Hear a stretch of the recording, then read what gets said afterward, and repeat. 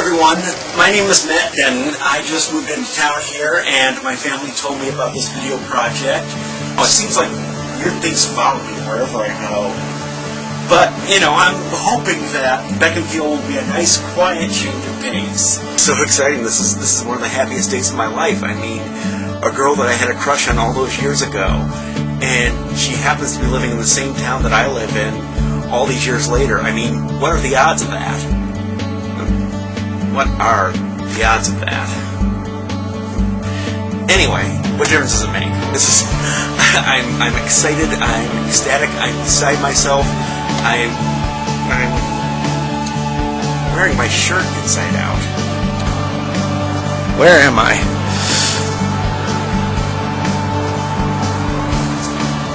And how do I get back to my car from here?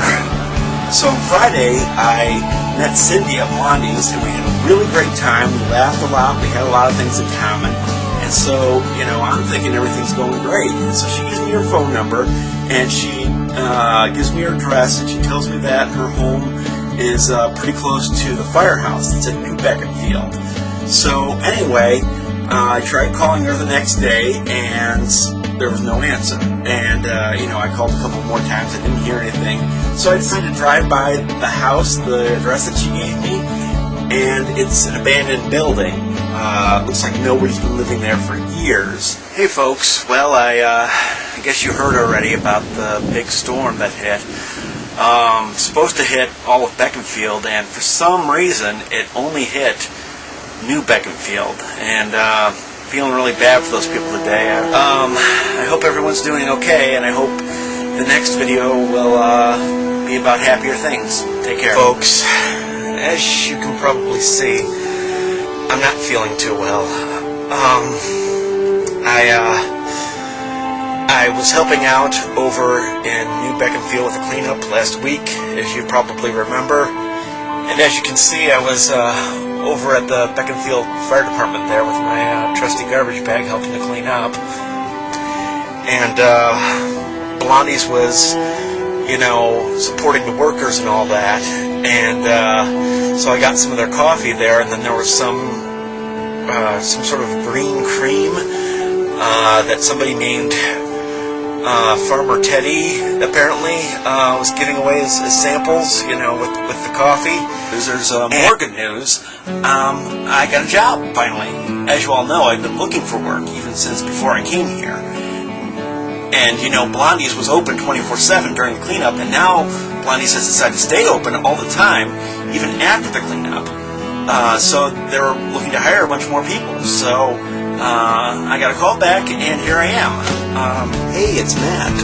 As you can see, I'm getting ready here. I'm going out of town.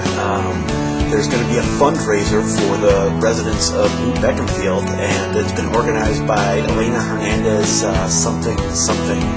She's got a lot of names. Anyway, it's also going to be a singles mixer, and you know what? I figured let's put the past... Okay, I'm back. Gosh, it really didn't go quite as well as I hoped it would. It was mostly just a bunch of married guys standing around, just a bunch of dudes, and it's kind of very awkward. It's kind of weird because I could have sworn for a second that I saw Cindy standing outside the doors of the place, and I ran and went to the doors, and then I looked and I couldn't see her anywhere. So I don't know what's going on. Am I hallucinating? Am I losing my mind? What's happening? I don't know. Yeah, Will's a really good guy. I've worked with him a number of times now, and I like him a lot. Felt kind of bad for him the other night because apparently another student of his, Rose Banter, came in the other night, and she was like yelling at him and stuff. But I was busy with customers, so I really couldn't talk. But I felt bad for him. I didn't know what that was about. It's really, really interesting. Apparently, Rose Banter is the student that created the video project that's been going on in Beaconsfield for all this time. And I guess right now she works as a lifeguard down at Hidden Star Lake, where apparently his name is Shoelace the Clown, and he's performing at Blondie's now. And anyway, he's really annoying, and I wish he'd just go away. And I just thought it was really creepy that he just followed me without really explaining what he was there doing or what it was all about. And I think he annoys the customers too. And I don't even know if he's actually working for the company or if he's just some kind of renegade clown entertainer person. Just bizarre. He's just busy around the clock, and now all the scientists' formulas are down, and instead there are all these drawings and maps and people trying to figure out where Rose Banter is. I just feel like with all these kids going missing, what's wrong with us, When did we become so blind to what's going on in town? Okay, we're on the second floor now. I don't see any ghosts. I think people are just... Cindy? It doesn't matter if there's a ghost in the library. You just don't scream. It's a library. And I said, Cindy, what's going on? It's been like you've been blowing me off lately. And she said, I'm not blowing you off, Matt. I'm just not part of your time. And then she vanished again, just like that. A lot of people think Rose Banter is a ghost. Sometimes she's here, sometimes she isn't. Maybe she's just phasing in and out of time, too. Maybe that's what happened to Becca Beckett. And maybe the reason why we have 6 science teachers instead of 3, maybe some of the science teachers are the same people, but from the future. Proust, she's a friend and a co-worker, and we really need to do something about the youth of our town because things are just going crazy with kids disappearing and all that. I mean, we gotta help. What's this?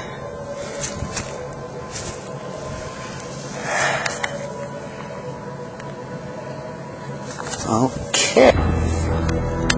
Matt, you're on the right track. Graybeard knows about Cindy. Ask him. All roads lead back to the present. Sincerely, a friend. Okay. There is a map of Beaconsfield in here as well.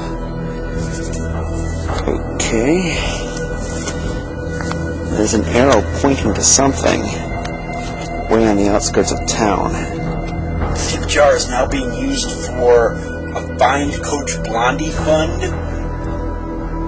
The thing is that I can't say too much about it, but Coach Blondie is not missing. Huh? Happy Halloween, Beaconsfield. This is Indiana Denton. And anyway, I am on my way to the Halloween party at Blondie's, which was suggested by my friend Elena, who I've been going to the book club with. Somebody brought some orange punch or something. I think it was more than just punch, though.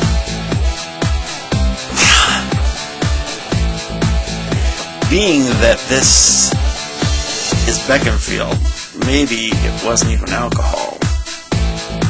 Maybe it was some kind of mad scientist potion. Because that is exactly the type of thing what happened here. Quick question for you all. What is going on with Harvey Kantz?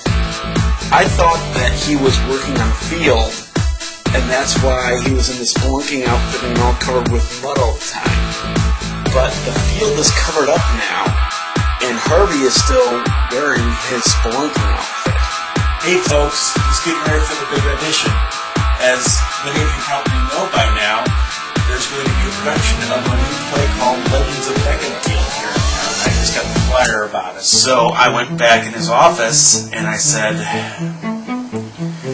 Graybeard, actually I said Mr. Kantz, of course. I said, Mr. Kantz, could you tell me what you know about Cindy Everson? And he said, what? And I showed him the note, and he got very angry and defensive. And he said, you have no right to be asking about this. And I said, no, look, I'm just trying to find out information here. And he just continued to get very angry and defensive and said if I wasn't interested in doing my job and I just wanted to snoop around, that I didn't need to work there anymore. And so he fired me on Thanksgiving. Speaking of hospitals, I'm supposed to go in to see Dr. Kelly Spencer soon, but I'm not exactly sure what it's about. It has something to do with the Halloween thing, with the punch, the orange punch, that nobody quite knows where it came from. But anyway, I'm going to go see her and find out what that's about. Did you hear that Becca Beckon is back?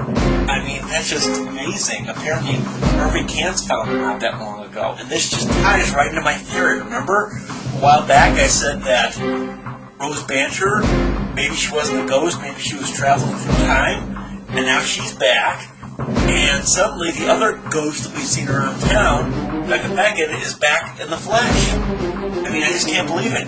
She's got to be a time traveler, just like Cindy. And I just can't wait to find out more. I've got to get in touch with both of them and find out what's going on. And I think that might be part of the key to my solving the mystery about Cindy. Okay, we're here at Walmart, and Elena's going through with this. She's right over there. I decided to hang back for the moment because I didn't think it was a good thing for a guy to be asking for firearms right before Christmas Eve. And she's posing now, like one of Charlie's Angels. Yeah, that's nice. It's really nice.